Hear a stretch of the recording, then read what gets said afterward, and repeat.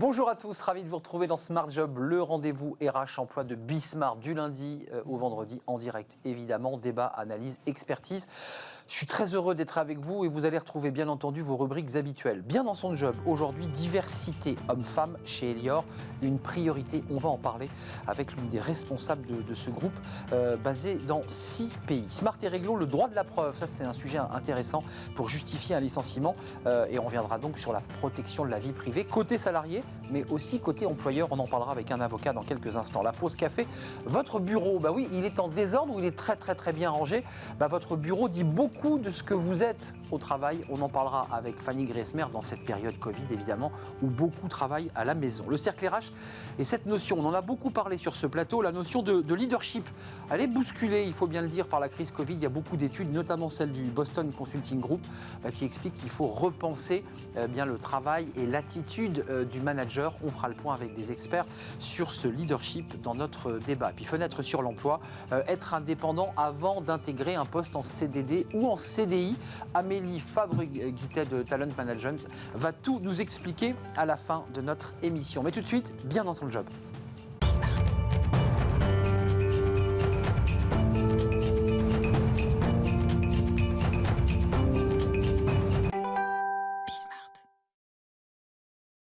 Bien dans son job, que l'on soit un homme ou une femme, vous l'aurez compris, on va parler de la diversité en entreprise, dans les grandes entreprises.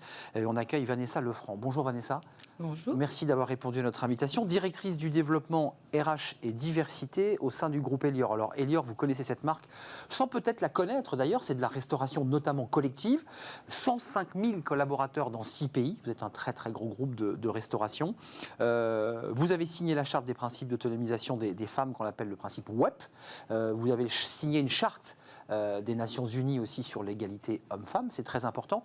D'abord, une question un peu générale sur l'esprit, la philosophie de cette démarche. Qu'est-ce qui pousse et qu'est-ce qui a poussé le groupe Elior à s'engager sur ce chemin ? Alors, ce qui a poussé le groupe à s'engager sur ce chemin, c'est que la diversité, donc au-delà de la diversité homme-femme que vous venez de souligner, c'est quelque chose qui nous semble complètement indispensable à notre performance, au bon fonctionnement du groupe. La diversité, aujourd'hui, c'est une attente forte des candidats, c'est une attente forte des collaborateurs, c'est une demande de plus en plus de nos clients, des investisseurs. C'est un sujet lié à notre approche entreprise responsable, plus généralement, et qui est incontournable, vu de l'intérieur, vu de l'extérieur. C'est absolument clé qu'on puisse progresser sur ce sujet. Et puis, il y a les notations aussi, enfin on peut en parler, mais l'extra-financier qui fait qu'une entreprise aussi peut avoir de bons résultats dans ses démarches RSE. Quelle définition vous donnez chez Elior à ce mot diversité ? Parce que c'est un mot valise. On a reçu beaucoup d'invités qui nous ont parlé de ces démarches, d'initiatives, d'idées. C'est quoi le mot diversité pour vous qui êtes en charge de cette question ? Alors, quand on parle de diversité, souvent on pense diversité des genres, donc hommes-femmes, on peut penser... Ça, c'est la base. C'est effectivement souvent le point de départ des réflexions et des plans d'action. Il y a la dimension origine ethnique, religion, orientation sexuelle, il y a l'âge, il y a la formation. Enfin, la diversité, ça peut prendre plein de facettes différentes. Plus largement, pour nous, chez Elior, et c'est aussi pour ça que c'est un sujet qui nous tient vraiment à cœur, c'est la capacité de travailler avec quelqu'un qui ne nous ressemble pas. Donc la diversité, c'est vous et moi, ça peut être deux femmes qui ont le même âge, la même couleur de peau, mais qui ont juste pas la même histoire, pas la même personnalité. Donc avancer sur le terrain de la diversité, c'est également progresser sur notre capacité à travailler ensemble. Je précise quand même qu'il y a 68% de femmes dans l'ensemble du groupe, sur 105 000 salariés, et il y a 49% de femmes au niveau managérial. Vous en faites partie. Ça dit quoi de l'entreprise et est-ce qu'on y travaille différemment ? Vous qui êtes à l'intérieur de ce groupe, vous faites partie de ces managers. Ça dit quoi de l'entreprise, de la façon dont elle travaille avec ces femmes ? Oui. Alors, On a effectivement un collectif très, très féminin, près de 70%, qui est principalement lié au type de métier qu'on exerce. Nous sommes très fiers d'avoir aussi près de 49% de femmes parmi nos 13 000 managers. Il y en a à peu près 13-14 000 managers sur les 105 000 collaborateurs. Je dirais que ça dit, enfin, l'atout qu'on a et la chance que nous avons d'avoir effectivement cette diversité au sein de nos équipes, elle dit de l'attractivité de nos métiers. Et elle est une chance parce qu'elle nous permet d'avoir effectivement ce socle de diversité assez naturel. Après, nous, notre enjeu, c'est d'aller au-delà. C'est-à-dire que aujourd'hui, un des sujets, on a 2 axes prioritaires chez Elior quand on parle de notre plan d'action diversité. Oui, parce qu'il y a un travail sur le long terme. Il y a un axe qui est la diversité à tous les étages. C'est-à-dire que oui, nous sommes un groupe très divers. À tous les étages. Sur les 105 000, mais plus on monte dans les niveaux hiérarchiques. Pas uniquement dans les cantines, pour le dire simple. Voilà. Donc, on a un premier enjeu, c'est que cette diversité qui représente la société, qui représente nos clients, elle se trouve à tous les niveaux de l'entreprise. Et là, on a des progrès à faire. Et le deuxième enjeu, il est l'inclusivité. Parce que des équipes diverses, c'est formidable. Des équipes diverses qui se sentent libres d'être soi-même au quotidien, qui se sentent acceptées, reconnues, respectées par tous, c'est évidemment encore mieux. Donc c'est quelque chose d'important aussi à travailler dans un groupe comme le nôtre. Vous nous le disiez, la porte d'entrée, c'est l'égalité homme-femme. C'est quantifiable, il y a des indicateurs et vous pouvez chaque année, évidemment, rendre visibles les chiffres qu'on évoque. Il y a d'autres diversités plus compliquées. Quand on parle des jeunes des quartiers issus de l'immigration, ils sont français. Il n'y a pas de quota, il n'y a pas de calcul, on ne peut pas le quantifier. Comment vous faites là pour cette partie de la population, d'ailleurs, qui se considère un peu abandonnée finalement et qui le dit, d'ailleurs, j'envoie mon CV, il suffit que je donne mon nom et le quartier où j'habite et je ne suis pas pris. Comment ça se passe ? Alors, l'approche en fait, on a effectivement commencé à travailler sur la diversité homme-femme et très, très vite. C'est-à-dire, dès le premier comité de gouvernance, on s'est posé la question, bon, et quid du reste ? On ne peut pas se cantonner, évidemment, c'était un premier pas, mais on ne pouvait clairement pas s'arrêter là.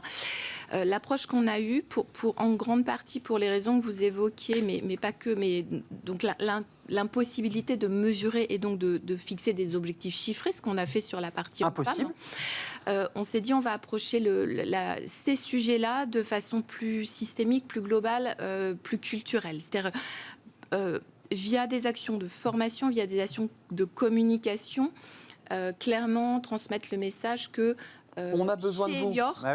Chez Elior, nous souhaitons, nous sommes ouverts à la diversité, nous souhaitons et nous recherchons la différence. C'est encore plus nécessaire dans un contexte comme le nôtre aujourd'hui, un contexte de crise, de transformation. On est pas dans la tension sur les métiers, là. C'est plus compliqué. C'est plus compliqué. La restauration collective, c'est un peu tari. Dans les entreprises, par exemple, il y a moins d'activités, j'imagine ? Tout à fait. Alors, le business, effectivement, aujourd'hui, est un peu au ralenti selon les secteurs, mais ce qu'on sait, c'est que ça va redémarrer et qu'il faut aussi se réinventer. Et se réinventer, ça veut dire sortir des chemins tout tracés, être innovant, être créatif. Et donner envie. La diversité, ça apporte ça. Et donc, pour revenir à votre question, la façon dont on aborde les autres thématiques, c'est formation, communication, l'inclusion. C'est en fait... L'inclusion, c'est important, les personnes handicapées. Oui, personnes handicapées et tout autre critère qui pourrait être potentiellement à un moment un frein à l'épanouissement, au développement, à l'intégration dans l'entreprise. Avant de nous quitter, je vous la pose abruptement. C'est vrai qu'il y a beaucoup de tensions sur le marché de la restauration collective, sur des métiers qui sont parfois difficiles, un peu décalés, parfois en horaire. On travaille quand on déjeune, on travaille quand les gens dînent. C'est aussi une stratégie peut-être pour réfléchir à qu'il n'y ait plus de tension sur ce secteur. Alors, faire venir des jeunes qui n'ont pas forcément de boulot et que vous allez peut-être former d'ailleurs. Ça en fait partie. C'est vrai qu'on est des métiers, on recrute beaucoup. L'an dernier, on a recruté 5 000 dans le monde, 5 000 jeunes de moins de 25 ans, donc en CDI, 4 000 personnes de plus de 50 ans. Donc on a un recrutement qui est Cette année, vous avez un chiffre de prospective ? Là, c'est plus sur compliqué. la prochaine, oui, un peu plus compliqué, notamment parce qu'on a un certain nombre de sites fermés pour pour le moment, mais on espère revenir assez rapidement. Mais pas de licenciement, pas de rupture de contrat. Alors, on a des plans de départ dans certains pays qui sont ciblés sur certains types de clients, certaines activités. Donc, c'est pas quelque chose de global au niveau du groupe, mais on a besoin effectivement d'adapter les effectifs. Juste un mot, Vanessa Lefranc, pour ceux qui voudraient aller et rejoindre votre groupe, même si la situation, on l'a compris, n'est pas simple. Ils vont sur votre site, il y a des propositions, il y a des offres, il y a une réflexion autour des questions de diversité, j'imagine. Oui, bien sûr.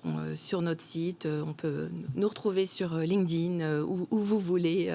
Voilà, si vous vous intéressez à ces sujets de restauration, si vous êtes formé à ces métiers, parce qu'il faut évidemment avoir une formation, eh bien, allez chez Elior Group, engagé en matière de diversité, et pas uniquement, on l'aura compris, sur cette diversité homme-femme, quantifiée, 69% des collaborateurs sont des collaboratrices dans le groupe Elior, c'est ça, et 49% sont des manageuses, ce qui est un très bon chiffre, évidemment. Merci Vanessa Lefranc, directrice développement RH et diversité au sein du groupe Elior. On va parler un peu droit, tiens, ça intéresse les directeurs des ressources humaines, le droit. On va parler de la vie privée et de la capacité de se séparer et de la manière dont on se sépare d'un collaborateur. On en parle tout de suite avec un avocat. Smart et Réglo, un avocat pour nous éclairer chaque jour sur un point de droit précis. Là, on parle évidemment du droit du travail, ce que cela va sans dire. On va parler du droit de la preuve avec Emmanuel Burger, avocat en droit du travail, spécialiste en droit social, cabinet Burger Avocat. Merci d'être là. Le droit de la preuve pour justifier un licenciement. Alors, c'est un sujet qui vous intéresse. On va donner le plan. Il y a évidemment la pression que peut faire un employeur sur un collaborateur pour prouver qu'il a commis une faute, j'allais dire c'est classique, que vous nous parlerez aussi, et ça c'est très nouveau, de la possibilité qu'a un collaborateur pour dénoncer des pratiques, et on en parlera à la fin.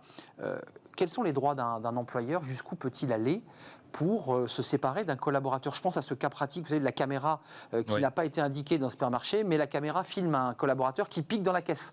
Et le collaborateur va se retourner contre l'employeur pour dire non, il n'avait pas le droit de mettre la caméra, donc en fait, en un mot, j'ai rien volé. Oui, pour l'instant, on n'est pas à armes égales. C'est-à-dire que, effectivement, le droit de la preuve, en matière prud'homale, c'est la possibilité de rapporter par tout moyen la preuve pour faire, j'allais dire, émerger la vérité, entre guillemets, sa vérité, puis celle que les juges prendront d'une certaine façon.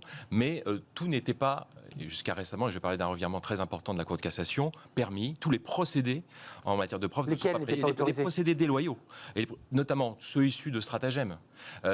Typiquement, vous venez d'un exemple à l'instant, c'était les enregistrements clandestins d'un employeur. Enregistrements clandestins sont déclarés irrecevables parce qu'ils portent atteinte à la protection de la vie privée du salarié et sont déclarés irrecevables. Donc si vous licenciez avec ce type de preuve-là, votre licenciement était déclaré abusif puisque la preuve était écartée. Vous aviez aussi les enregistrements, les données issues d'enregistrements de systèmes automatisés, des dispositifs d'enregistrement automatisés non déclarés à la CNIL. Dès l'instant où ils n'étaient pas déclarés à la CNIL, d'une certaine façon, ils étaient aussi à l'insu du salarié mis en œuvre et constituaient des procédés déloyaux de preuve écartés. Donc, vol de mail, on va chercher la boîte mail. Pour ce qui est des mails, on a, dès l'instant où dans le libellé du mail litigieux du salarié marqué confidentiel, personnel ou privé, en principe, ils ne peuvent pas être exploités par l'employeur. Il faut bien noter confidentiel privé. Si vous mettez pas ça dans l'objet, il est présumé professionnel. Donc, il sera produit et déclaré recevable. Mais pour ces exemples-là, on a vu que c'était des procédés déloyaux de preuve qui étaient donc écartés. L'employeur ne pouvait pas justifier de son licenciement sur ces bases-là. Et que s'est-il passé tout récemment? Et ça, c'est très important. La Cour de cassation, le 30 septembre dernier, 2020, et puis le 25 novembre, dans la foulée, a rendu 2 arrêts très importants qui, finalement, pour résumer, considèrent que bien que la preuve soit illicite, eh bien, elle est indispensable à l'exercice d'une certaine façon du droit de la preuve et au procès équitable. Et d'un instant, c'est le seul moyen pour l'employeur. Il valide une preuve illicite. Tout à fait. C'est-à-dire que, et ça, c'est vraiment extraordinairement important. Dangereux. Et dangereux aussi, mais on va en parler. Puisque dans ces cas-là, les licenciements étaient considérés, c'était pour faute grave en plus, comme justifiés, bien que, une fois encore, la preuve qui a été portée devant le Conseil de prud'homme étaient Attendez. considérés comme illicites. Les preuves que vous venez d'étaler sur la table, qui étaient auparavant illicites, c'est-à-dire des enregistrements clandestins, la possibilité de pouvoir faire des caméras, peuvent être utilisées dorénavant. Attention, on verra au cas par cas. Là, il s'agissait de 2 cas qu'on peut préciser. D'abord, le fait d'avoir publié, dans le cadre d'une procédure, des données issues d'un compte Facebook privé, bien que privé. Donc, a priori, compte privé Facebook, c'est protection de la vie privée. Où la personne, sauf que parmi les amis qui la photo, parce qu'il s'agissait d'une photographie, couverte par le secret des affaires. Donc, un salarié met sur son compte Facebook une photographie qui, en principe, est absolument confidentielle. Il la met, il la partage entre amis. Sauf qu'un des amis n'est pas vraiment un bon ami puisqu'il l'a fait remonter à son employeur. Et l'employeur a la démonstration que son salarié a violé l'obligation de confidentialité. Eh bien, le procédé n'est pas déloyal. L'employeur a récupéré, il n'a rien demandé, il a récupéré la photo. Et bien que cette photographie soit d'une certaine façon une violation de la vie privée du salarié, elle a été considérée comme validée, puisque indispensable à la manifestation de la vérité, et donc preuve illicite, mais licenciement pour faute grave considéré comme justifié. Deuxième exemple. Le deuxième exemple, c'était c'était le contre-exemple de ce que je vous ai indiqué tout à l'heure, à savoir enregistrement, comment dirais-je, d'un dispositif informatique qui enregistre les données d'un salarié. C'est quoi un dispositif informatique Ce type de comment collecter, par exemple, les flux de messagerie d'un salarié. Vous avez des dispositifs qui sont déclarés à la CNIL. Celui-ci ne l'était pas. Et les voilà. Donc un aspirateur d'informations. Exactement, pour prouver qu'un salarié, par exemple, sur son lieu de travail et devant son ordinateur, et utilisé à des fins personnelles, etc. Comment le prouver? Si ce n'était pas déclaré à la CNIL, c'était écarté. Avec cet arrêt du 25 novembre dernier 2020, preuve illicite, considérée comme recevable, et licenciement justifié. Attendez, c'est une information importante parce que le juge s'appuiera sur cette jurisprudence de novembre et de septembre dernier, en disant, écoutez, voilà. Évidemment, dans tous les procès prud'homaux, parce que là on parle de la Cour de cassation, la donne elle change complètement en matière probatoire. Il y a une ouverture, et peut-être aussi pour les employeurs se dire maintenant, je peux y aller. Je peux y aller. Je peux peut-être licencier, j'ai des éléments cette fois-ci qui seront recevables. Basculons dans l'autre sens, parce que là c'est un employeur qui souhaite apporter la preuve du non-travail, de la non-activité ou de la faute d'un collaborateur. Là, on se place du côté du collaborateur, on met un dictaphone ou on glisse un petit micro pour piéger son employeur, pour prouver par exemple qu'il utilise de mauvaises méthodes pour se séparer du collaborateur. Utile, pas utile, utilisable ou pas? Eh bien, c'est une excellente question, mais je disais en préambule que pour l'instant, l'employeur et le salarié ne sont pas à armes égales. Pourquoi? Parce qu'en réalité, actuellement, et je veux dire, tant le défenseur des droits, en 2018, a rendu un avis, que les associations de victimes contre la violence faite aux femmes, vous savez, militent pour que les enregistrements clandestins, notamment en matière de harcèlement sexuel et moral, puissent être considérés comme recevables. Ils ne le sont pas à l'heure où nous parlons par la Cour de cassation à la Chambre sociale. C'est pour ça que ça n'aboutit jamais, ces affaires. Alors, attention, ça peut bouger.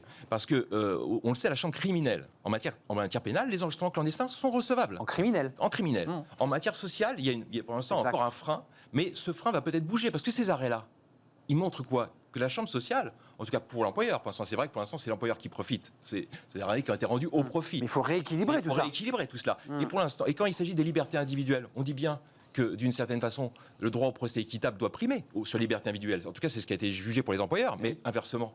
Là, il s'agit aussi peut-être du droit au procès équitable. Moi, je vais pouvoir démontrer peut-être que j'ai vraiment été harcelé. L'enregistrement clandestin pourrait, je pense, enfin en tout cas, cette évolution naturelle devrait conduire aussi à les considérer comme recevables. Alors je me fais l'avocat évidemment de la défense qui utilisera l'idée qu'on a manipulé avec cet enregistrement, on a piégé mon client et que de fait cet enregistrement ne peut pas être reçu et considéré comme valable. Tout à fait. Mais il y a ce débat. Il y a ce débat et c'est pour ça. Et qui existe aussi de l'autre côté d'ailleurs. Exactement. Mais pour l'instant, c'est peut-être cette limite qui fait que pour l'instant, ces preuves n'ont pas été déclarées recevables. Mais même s'il y a un arrêt de la Cour d'appel de Toulouse de 2019 qui a considéré, et il sera sûrement porté devant la Cour de cassation, et la Cour ne s'est pas encore prononcée, comme recevable ce type d'enregistrement clandestin pour prouver effectivement le harcèlement moral. Ah là là, la jurisprudence et le numérique, vous voyez là aussi la poussée du numérique. Merci de nous avoir éclairé sur ce droit qui bouge, qui est vivant à travers ces décisions de la Cour de cassation notamment. Merci Maître Burger, avocat en droit social, cabinet Burger avocat. Merci d'avoir fait un détour par notre plateau. Je ne sais pas si votre bureau est bien rangé, Maître Burger. En tout cas, ça dit beaucoup de nous quand on entre dans un bureau. S'il est bien rangé, s'il est en désordre, eh bien, ça dit beaucoup de choses. Fanny Griesmer nous fait une petite étude sociologique. On va prendre le temps à l'occasion de cette pause café. C'est tout de suite.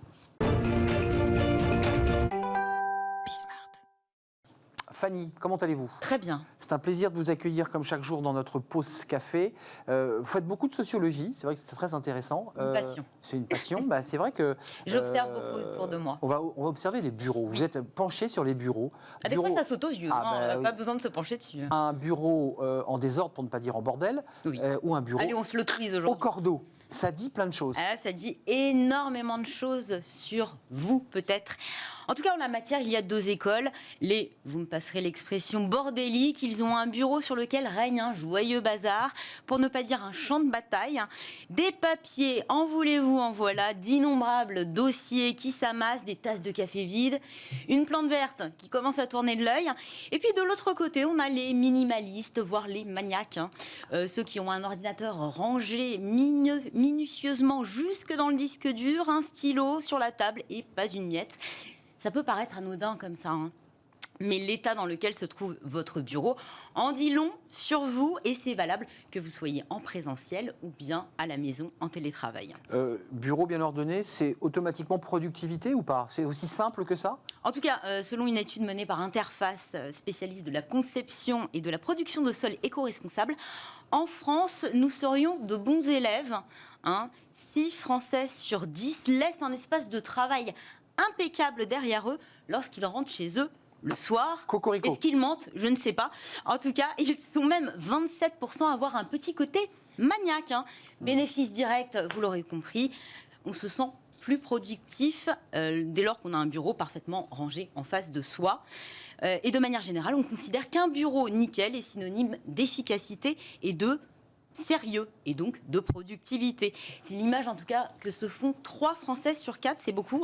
C'est peut-être d'ailleurs cette image qui nous pousse à ranger notre bureau en rentrant chez nous le soir. Et à l'inverse, il y a ceux qui considèrent... ils se sentent plutôt oppressés dès lors que le bureau est trop bien rangé. Ils ne sont que 5%, rassurez-vous. S'il y en a que ça stimule, d'autres ça oppresse. Voilà, je ne sais pas. Donc, si je suis votre logique, bureau en désordre, ça veut dire désordonné, ça veut dire qu'on travaille mal, qu'on est un mauvais élève, quoi. Oui, de manière assez logique, le collègue qui travaille dans un bureau sans dessus-dessous est forcément désorganisé, ou du moins moins rigoureux. C'est ce que déclare près de la moitié des Français. Pour 24% aussi, c'est peut-être le signe que ce collègue, il est un peu sous l'eau et qu'il n'a pas le temps de ranger son bureau. Selon cette même étude, 43% des Français s'accommodent du bazar de leurs collègues. Oui, tant que cela n'empiète pas sur leur territoire. Donc attention, si vous avez tendance à vous étaler, que vous êtes désordonné, attention aussi à ce que les piles que vous formez avec les dossiers qui s'amassent ne croulent pas et ne tombent pas sur le bureau du voisin.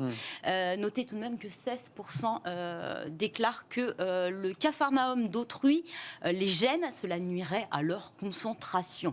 Ça ressemble un peu au bureau des avocats, puisqu'on avait un avocat, il arrive fréquemment, vous avez des piles de bien dossiers sûr, là, les codes, avec les codes, et puis dossiers. quasiment même les noms des affaires, c'est assez troublant d'ailleurs. C'est vrai qu'avec le numérique, on a tendance à penser que moins de papier, tout est rangé, moins de dossiers, et tout le désordre, a priori, c'est dans votre ordinateur. D'ailleurs, je ne sais pas si vous avez fait un travail sur le bureau des ordinateurs, mais aujourd'hui, c'est l'état du bureau de l'ordinateur pour voir s'il est rangé. Il y a parfois des bureaux où il y a des centaines de fichiers les uns sur les autres. Le bureau, effectivement, vous le disiez, mais aussi à l'intérieur. À l'intérieur. Les dossiers, les sous-dossiers, quand on est bien organisé. C'est perdu ou pas perdu?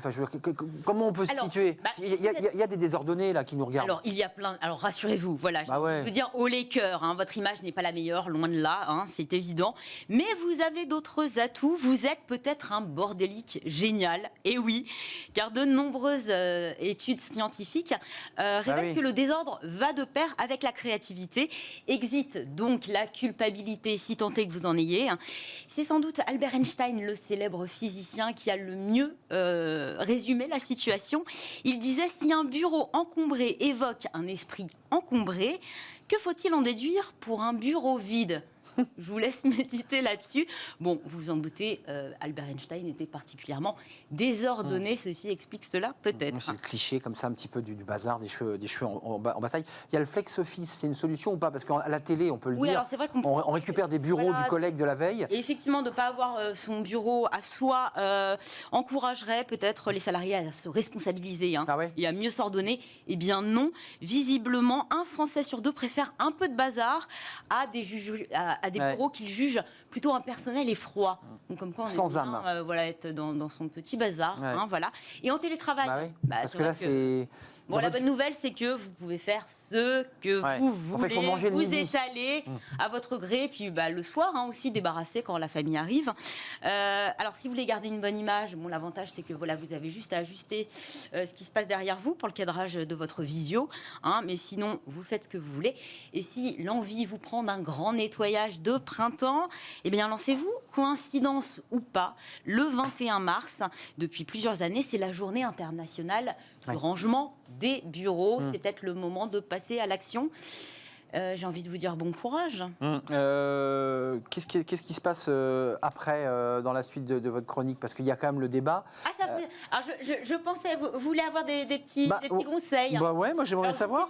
Je ne sais pas si vous connaissez Marie Kondo. Marie Ouais. Kondo, c'est la papesse du tri, du rangement. Ouais, c'est vrai. Bon, visiblement, J'ai vu ça. le désordre lui donne des boutons. Elle a sorti un best-seller en 2011 qui a cartonné.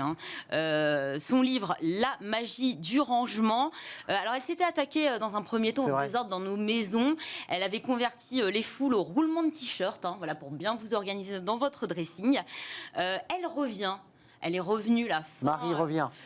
fin 2020 en s'attaquant à nos bureaux avec la magie du rangement au travail, un ouvrage qu'elle a coécrit avec un psychologue du travail.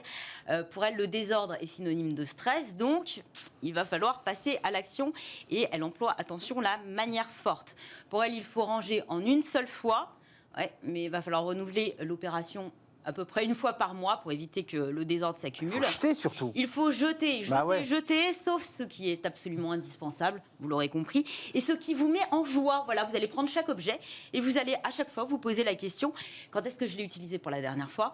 Est-ce que je l'aime vraiment cet objet? Est-ce que je le garde vraiment au cas où? À cette question, si la réponse est oui, poubelle. Enfin, rangez intelligemment et à la verticale, si vous le pouvez. Les objets dans des boîtes, les papiers dans des chemises, hop, les unes en dessous des autres. Bon, c'est bien. Et si possible, à l'abri des regards. Ça veut dire que vous avez potentiellement un casier ou une étagère. Voilà, mission accomplie. Après, il faut s'attaquer effectivement à cet ordinateur. Voilà. Et là, c'est pas une mince affaire. C'est pas une mince affaire. Et vous êtes ordonné, Arnaud? Je suis très ordonné. Regardez mon bureau comme il est beau. Il n'y a pas un papier, enfin à part mes notes. L'ordinateur, on s'y intéressera parce que le bureau de l'ordinateur, c'est devenu votre nouveau bureau. Donc effectivement, il faut aussi l'organiser. Merci.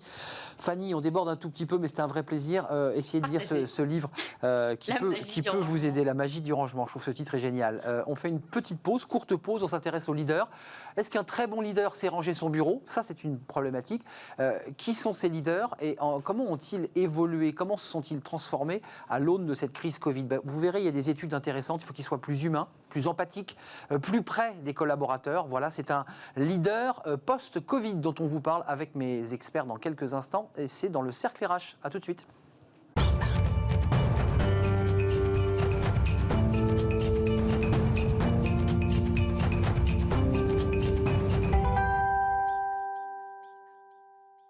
Le Cercle RH, notre débat quotidien, très heureux de vous retrouver après cette courte pause. On parle du leadership, ça c'est un débat presque philosophique. C'est quoi être un leader? Qu'est-ce qu'un leader? Qu'est-ce qu'un bon leader? Parce que certains se considèrent être un excellent leader, et puis les collaborateurs disent bah non, il n'est pas terrible, il est un peu autoritaire, il est dur avec nous, et pourtant lui se sent être un excellent leader. On va en parler aujourd'hui parce qu'il se passe beaucoup de choses.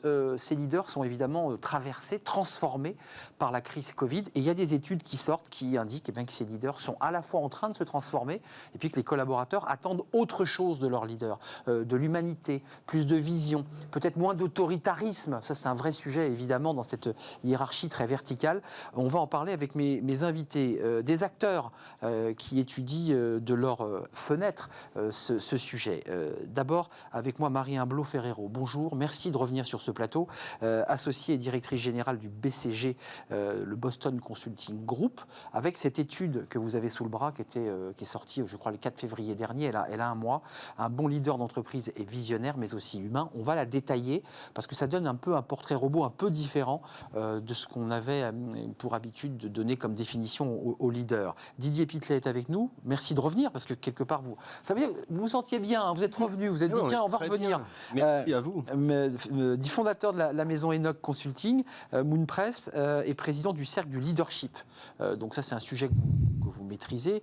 Et La révolution du non, c'est votre dernier livre. Oui. Et vous êtes passionné de cette question du leadership. Voilà, vous Oui, en depuis parlez toujours, avec bien passion, Oui. à travers aussi toutes vos expériences professionnelles précédentes. Et puis, avec nous, Jean Moreau. Bonjour Jean. Bonjour. Fondateur de Phoenix. Alors, Phoenix est une très belle boîte. Et évidemment, c'est à vous que je poserai la première question, parce que vous avez reçu beaucoup de prix en recyclage alimentaire pour éviter que tout ça parte à la benne. Un vrai travail autour de l'écologie concrète, réelle. Est-ce que vous vous sentez être un leader ? Parce que les entreprises qu'on reçoit, notamment de votre profil, qui travaillent sur les questions d'écologie, d'obsolescence programmée, qui inventent des nouveaux modèles, souvent, quand je les interroge, elles me disent « mais je ne me sens pas vraiment patron, en fait ». Elles inventent autre chose. Et pourtant, vous êtes patron, vous êtes à la tête d'une entreprise. Est-ce que vous vous sentez leader ?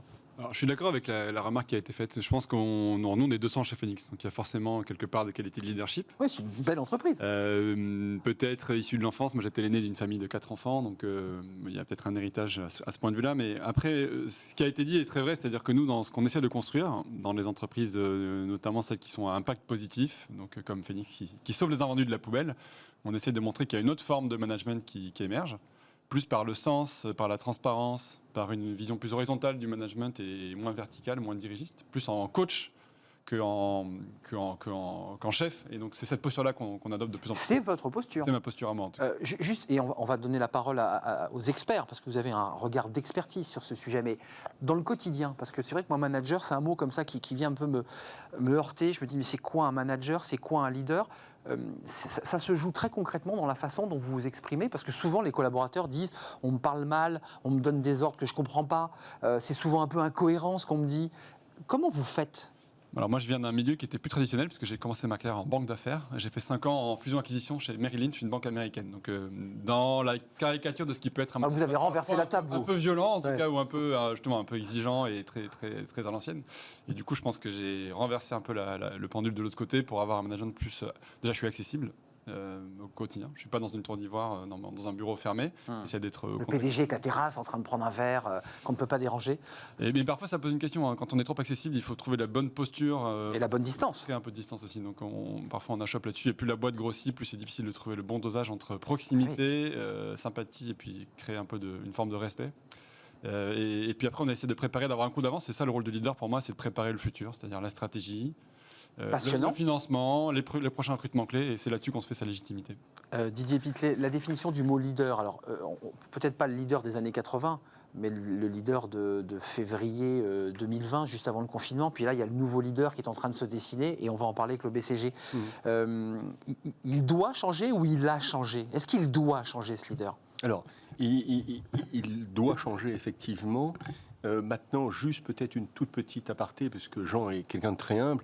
Le mois dernier, il a reçu le prix du leadership Espoir. Espoir, absolument. Qui, depuis 12 ans, récompense de très belles personnalités. Je suis très heureux de le retrouver. Je crois qu'effectivement, le leader, contrairement à ce qu'on pourrait croire, ce n'est pas un statut, ce n'est pas un job, c'est quelque chose qui se démarque réellement par la personnalité. Pourquoi ? Parce que ça s'appuie sur les croyances de la personne. Et qu'est-ce qu'on attend aujourd'hui, et l'étude du BCG va le confirmer effectivement, c'est qu'on attend d'un leader qu'il partage à la fois ses émotions, qu'il partage à la fois ses envies. C'est pas... c'est pas une reconnaissance statutaire, le leadership. Oui, contrairement à ce que certains dirigeants qui peuvent être des dirigeants du CAC 40 ne sont pas des leaders.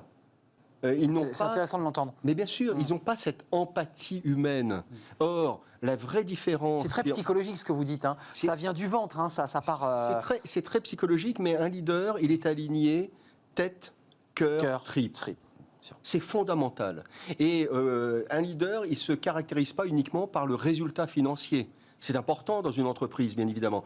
Mais il se caractérise aussi par sa capacité à entraîner les gens. Un vrai leader, c'est celui qui révèle l'autre. C'est quelqu'un qui est capable de prendre des risques humains aussi. C'est-à-dire... Il y a un peu de cynisme chez le leader ou pas ? Allez. Alors, un vrai leader, dans l'absolu, il n'y a pas de cynisme. Un vrai leader. Attention, non, mais c'est important. Pourquoi ? Parce que le leadership, il s'inscrit dans l'authenticité. Le maître mot de l'époque qui est en train de tout bouleverser, c'est l'authenticité. Pourquoi ? Et la transparence, qui est l'autre mot très moderne. Bien évidemment. Transparence totale. Mais bien évidemment. Moi, je sais, que je parle de plus en plus de leadership spirituel. Ah, vous voyez qu'on arrive, on descend. Ça revient à ce que vous nous disiez, je n'ai pas voulu reprendre, mais je suis à la tête d'une famille de 4 enfants. C'était moi le chef au départ, j'étais le plus grand, donc c'est vous qui tiriez un peu les locaux. Tout ça a du sens aussi dans ce que vous apportez aujourd'hui dans l'entreprise.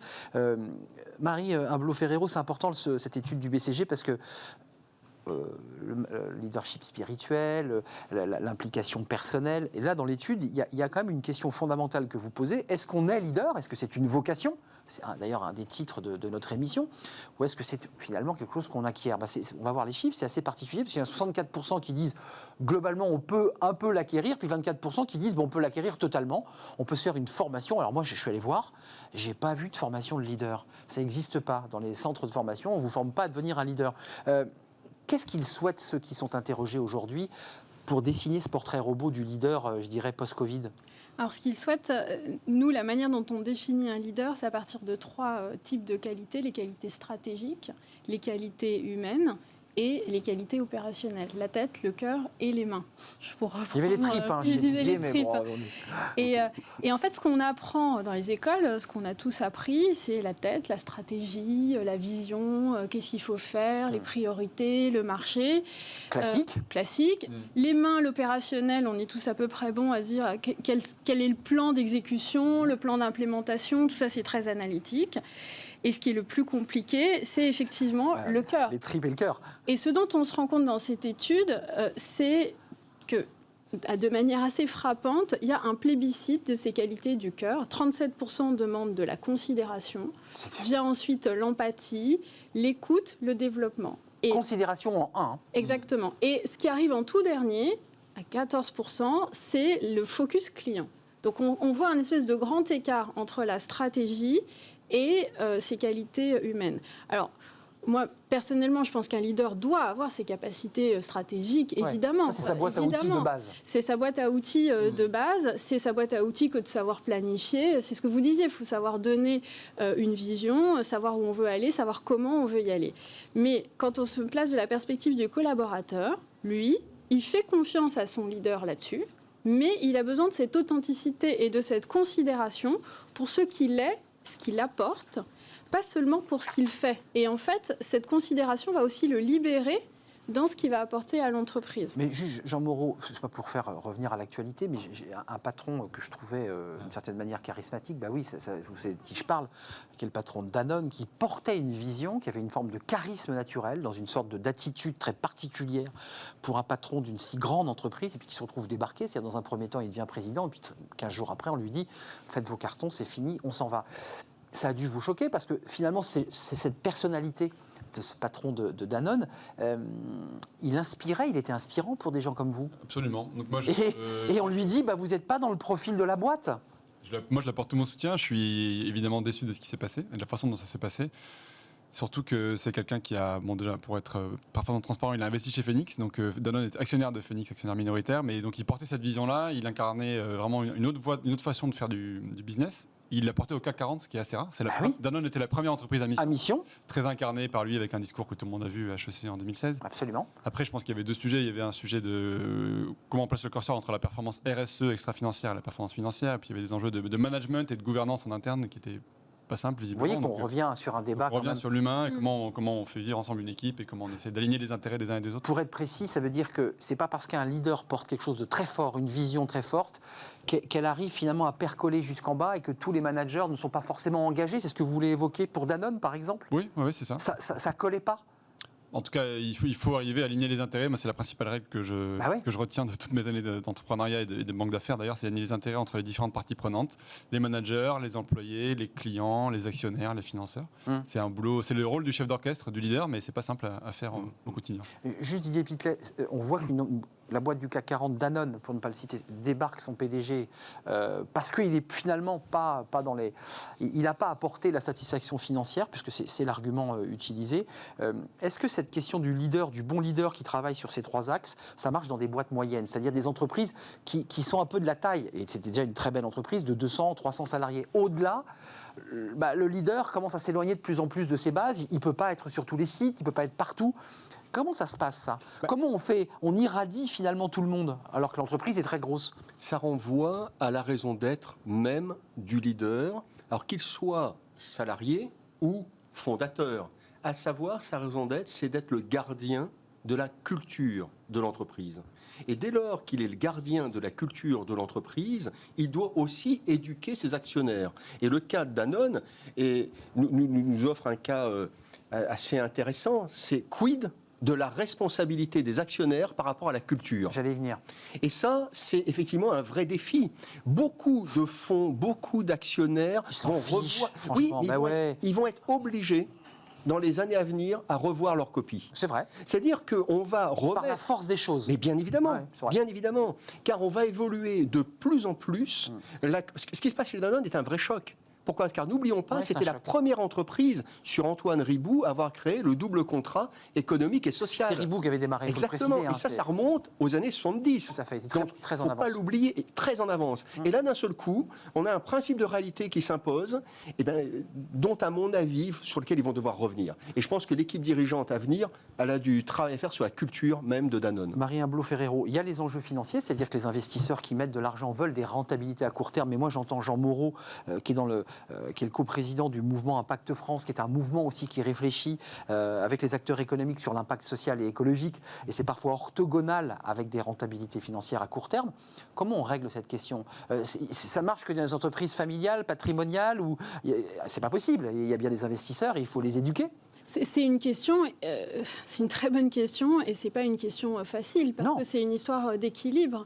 Et moi j'aime bien ce que vous dites, c'est-à-dire que l'aspect financier, il est important. Sans une performance économique et financière, l'entreprise ne peut pas exister sur le long terme. Et on se rend compte ces dernières années, et certaines entreprises de type familial ont mis en avant ces éléments plus vite que d'autres, qui sont l'aspect social, humain, et puis l'aspect sociétal, environnemental. Et en fait, il va falloir trouver un équilibre. Moi, j'ai envie de dire, on n'a pas vraiment le choix. L'aspect économique, il est essentiel, mais l'aspect humain et sociétal, compte tenu de la demande de l'ensemble des générations, elle est importante. Parce que ce que dit notre étude aussi, ça c'était un autre enseignement majeur, c'est qu'il n'y a pas de différence dans les demandes et dans les attentes entre générations. C'est une étude sur 4 pays européens. Ça tord le coup. Il n'y a pas de différence. Moi, j'avoue que je pensais peut-être que les plus jeunes, on en parle beaucoup, des plus jeunes auraient des attentes plus fortes sur ces aspects humains. Vous avez raison. En fait, pas du tout. Ça, c'est c'est assez nouveau d'ailleurs, ça, c'est vrai. Et donc, Royaume-Uni, Allemagne, Espagne, je ne peux pas préciser, et France. Et donc, il va falloir trouver des solutions, réfléchir à comment est-ce qu'on allie l'ensemble de ces... Didier Pittet, je vous donne la parole, mais vous, l'acteur, à la tête d'une entreprise, qui a une vision, qui sait où il va, alors il y a la plateforme, on le dira à la fin de l'émission, parce que c'est intéressant, une des briques de votre entreprise Phoenix, mais vous vous projetez, vous avez besoin d'argent, vous allez chercher de l'argent.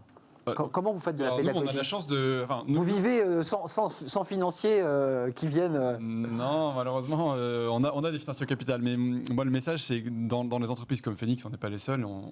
Celles qui sont dans ce qu'on appelle la tech for good, donc la technologie à impact positif ou l'impact, on essaie de prouver justement qu'il n'y a plus de dichotomie entre les ONG et puis le grand capital, et qu'on peut commencer à marcher sur deux jambes, une jambe croissance, rentabilité, ambition, qui n'a rien à envier à un Doctolib ou un Blablacar, et puis une jambe impact social, environnemental fort, et que de plus en plus, c'est d'ailleurs une tendance de fonds, et il y a des fonds qu'on appelle ISR, socialement responsables, des fonds d'impact investing, de finance impact, qui lèvent non pas des millions, mais des milliards d'euros. Et je pense que ces critères-là vont de... Et ça fait basculer... Et que dorénavant, on pourra avoir un alignement entre des entreprises à mission, des financiers qui attendent autre chose qu'un retour purement héroïste, et puis des managers et des salariés qui ont envie de se mettre... Vous n'avez pas répondu à ma question, mais vous vous sentez leader ou pas? Ou est-ce que l'argument que vous utilisez par le CV que vous nous avez évoqué sur ce plateau, vous venez de la banque, est-ce que ça rassure aussi? Parce que certains disent que ce sont des oiseaux qui inventent des trucs. Vous avez quand même un pied, j'irais, dans la structure bancaire, vous savez comment ça marche, puis de l'autre, vous avez aussi une vision de transformation de la société. Ça rassure, ça, j'imagine?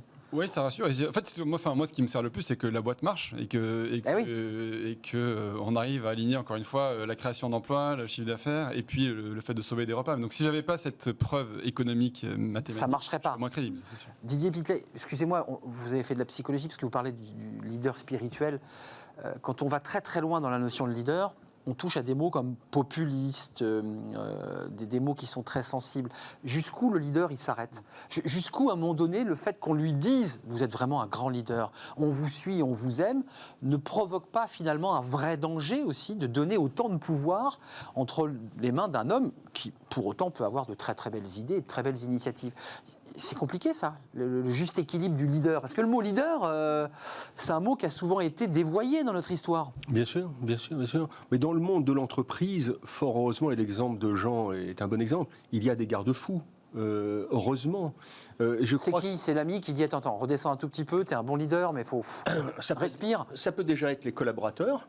Parce que la performance, elle ne marche que si les collaborateurs adhèrent. Donc, le récit, ce qui est formidable dans ce que Jean, et c'est pour ça que nous, on l'a sélectionné, membres l'ont sélectionné pour son prix du leadership, c'est qu'il habite son projet. Or, c'est la base. Or, nous avons beaucoup trop de dirigeants qui s'estiment être des leaders qui ne sont habités que par le compte d'exploitation. Or, ce qui est très important, c'est d'habiter le projet que l'on partage. Excusez-moi, c'est vital d'avoir l'engagement des salariés, sinon on s'en sort pas. Sinon la boîte, elle périclite, on est d'accord. C'est essentiel. Voilà. C'est essentiel. Mais ça, on ne l'entendait pas il y a 20 ans, si je peux me permettre. Hein. Oui, parce que... Ou moins. Rien, on l'entend. Ce qui est certain, c'est qu'on assiste aujourd'hui à la fin d'un modèle. Ça, c'est évident. L'engagement. Bien sûr. Et globalement, la vraie performance du leader, c'est sa capacité à entraîner. Parce que sa capacité à entraîner, eh bien, va naître évidemment du chiffre, de la réputation, de l'adhésion culturelle. C'est une forme de bien-être, on y est bien, vous êtes d'accord? Et je donne la parole parce que j'ai une question concrète. Vous êtes d'accord? Je vais ajouter deux choses là-dessus. Moi, je pense qu'avec le recul, il y a une chose qui m'aide, c'est mes choix de vie. Et le fait d'avoir abandonné un salaire confortable dans un CDI, dans une prison dorée, c'est un vrai choix radical et qui est concret. Et donc, j'ai divisé mon salaire par 3 ou par 4. Et donc, ça, mais vous ne regrettez pas? Parce que Jules vit une belle croissance. Hein, à aucun moment, mais ça donne de la légitimité sur les choix de vie, ça incarne un peu la chose. Exact. Et deuxième chose, pour rebondir sur votre remarque, moi, il y a une phrase qui m'a toujours aidé, c'est sur la frontière entre le tyran et le leader, c'est tant que l'ego est au service du projet, c'est un démultiplicateur d'énergie et c'est un bon moteur, une bonne locomotive. Si le projet se met au service de l'ego du fondateur ou de la fondatrice, c'est là où tout bascule. Ça bascule. Donc là, il y a danger. Voilà. Enfin, c'est cette ligne de crête. Mais vous l'avez intégré en vous quand même, c'est intéressant. C'est-à-dire que vous savez qu'il ne faut pas dépasser, qu'il faut rester dans une limite. Et c'est pour ça que je me permets qu'il n'y a pas de formation, après en parler, voilà, au leader. Je riais tout à l'heure en disant soit il n'y a pas de un formation. voyage avec toi-même, soit tu n'es que l'ombre de toi-même. Mais Marie Humblot-Ferrero, au BCG, l'ordonnance, si je peux me permettre, le docteur Humblot-Ferrero, il dit quoi? Parce qu'une fois qu'on a fait ce diagnostic, vous l'avez remis, les entreprises l'ont lu, les acteurs l'ont lu, tout le monde s'est dit c'est formidable, donc il faut être beaucoup plus sympathique et en tout cas ouvert et humain. Bon, très bien. Concrètement, parce que il faut le faire descendre maintenant. Avant de rentrer dans qu'est-ce qu'on peut faire, je voudrais redire... Les demandes, ce ne sont pas de leaders gentils et sympathiques. Ouais, gentil, c'est de la considération, de l'écoute et du développement personnel. Donc en fait, on veut un bon leader plutôt qu'un leader bon, pardon de l'expression. Et les gens ne sont pas dupes. Vous parliez de populisme. En fait, les collaborateurs savent très bien qu'une entreprise doit délivrer un chiffre, doit être performante, sinon ils n'ont plus de job à terme. C'est la raison d'être. Voilà. Et en revanche, ce qu'ils demandent, c'est d'être engagés. Quand il y a une raison d'être dans l'entreprise, on peut avoir jusqu'à 2,5 fois de plus de productivité, en fait, parce que les gens sont plus engagés. Ils y croient. Donc, en fait, ce qu'ils demandent, c'est être considérés pour pouvoir amener leur plein potentiel. C'est être développés pour amener leur plein potentiel. Et c'est vrai qu'on nous dit beaucoup, il y a 10% qui pensent que c'est inné. Moi, je pense que il y a des profils, peut-être, il y a des paramètres, mais qu'il faut nourrir. Et vous l'avez dit avec vos frères et sœurs, l'éducation nourrit en fait le développement de certains traits de leadership.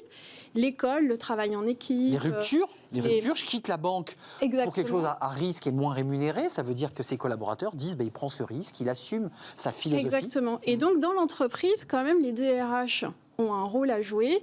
Les leaders eux-mêmes, en tant que mentors, ont un rôle à jouer pour porter en fait et développer et faire expérimenter à d'autres un certain nombre de choses. Ça se termine, c'est un débat passionnant, mais avec l'exemple du PDG de Danone, vous nous dites on change le monde et en même temps cet exemple nous dit exactement l'inverse. Oui. Donc j'arrive pas à savoir, qu'est-ce que vous en pensez? On change vraiment de monde? Qu'on va avoir de fait des soubresauts. Danone est un soubresaut, bien évidemment, mais le monde de demain, il existe déjà avec les nouvelles générations. Je veux dire, quelqu'un qui a 25 ans aujourd'hui, il ne rentre pas dans ce moule-là. très clairement. Parce que mais par contre, pour rebondir sur ce que vous disiez à juste titre, c'est que l'entreprise est et doit rester un lieu d'exigence. La seule chose, c'est que ça devient aussi un lieu de réciprocité. Et ça change tout. C'est ça le nouveau mot, c'est la réciprocité. La considération, c'est la notion de réciprocité. Exactement. Considérer mon action comme un élément important à votre richesse et au développement de l'entreprise. Et ça manque aujourd'hui dans l'entreprise. Vous êtes d'accord ? Tout à fait d'accord. Vous l'avez le petit mot parfois, excusez-moi, du leader. C'est-à-dire, ouais, c'est vraiment bien ce que tu viens de faire. Voilà, ça c'est utile, on avance. Oui, on le fait, bien sûr. On fait ça à l'écrit. Vous dites on le fait, vous dites pas je le fais. On le fait parce qu'il y a toute une équipe de management à côté de moi, j'en ai pas tout seul. Bien sûr, on n'a bien pas sûr. tout le mérite. Mais oui, et pour revenir sur Danone et le cas Emmanuel Faber, je pense qu'il a fait le plus dur. C'est-à-dire le time to market, comme on dit dans les startups, était peut-être un tout petit peu trop tôt, mais en tout cas, il a porté ses sujets au plus haut niveau et il a montré la voie. Et ça donnera envie forcément à d'autres. Donc voilà, le plus dur, c'est d'avoir le premier. Mais si ça va pas au bout, derrière, ça impulse une direction. Merci Jean Moreau. Phoenix, très belle entreprise. On récupère les invendus. Il y a tout un travail qui se fait en France et en Europe avec une plateforme. Vous pouvez aller jeter un œil. Et puis vous êtes une très belle entreprise. J'ai vu que vous arrivez en 11e position dans le palmarès 2021 des 500 champions de la croissance. Donc vous réussissez à marier finalement votre philosophie, la croissance et puis la création d'emplois parce que votre boîte, elle cartonne. Le BCG, c'est à lire sur le site du BCG, évidemment. Merci Marie Imblot-Ferrero. Je vous ai appelé docteur, vous n'êtes pas docteur, bien sûr. Associée directrice générale du Boston Consulting Group. À lire et à méditer, parce que c'est un travail de longue haleine, ce dont on est en train de parler. Didier Pitlet, merci de nous avoir éclairé. La révolution du nom, c'est votre livre chez Erol. Et puis ce prix que vous avez remis, fondateur de la Maison Enoch et président du Cercle du Leadership. Je n'ai pas été complet parce que vous avez beaucoup de casquettes.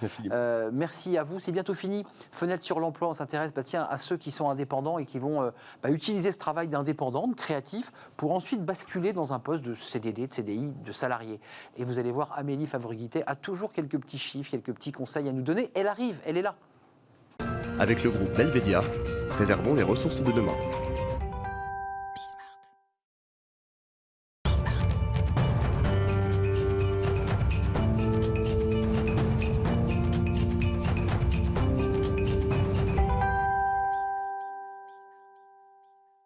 Mon bureau n'était pas rangé, comme le dit Amélie Favre-Guittet. Bah oui, Amélie, j'ai des feuilles, j'ai un petit peu partout. Je vais me faire tirer les oreilles par Fanny Griesmer. Fenêtre sur l'emploi, le freelancing comme opportunité avant le CDI. Talent management, il faut quand même le préciser, Amélie, vous en êtes la cofondatrice. C'est quoi l'idée ? C'est que c'est un marchepied d'expérience qui permet ensuite de pouvoir se vendre mieux après. C'est ça l'idée ? Ça peut être ça.